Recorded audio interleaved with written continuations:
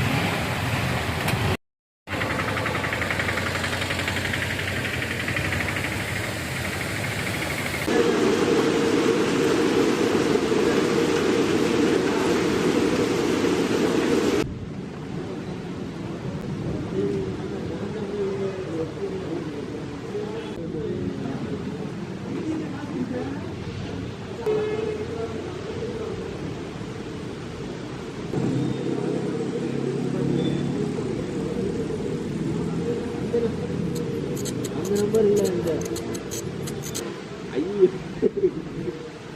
விளம்பரம் வேணாலே என்ன ஆங்கில எடுத்தது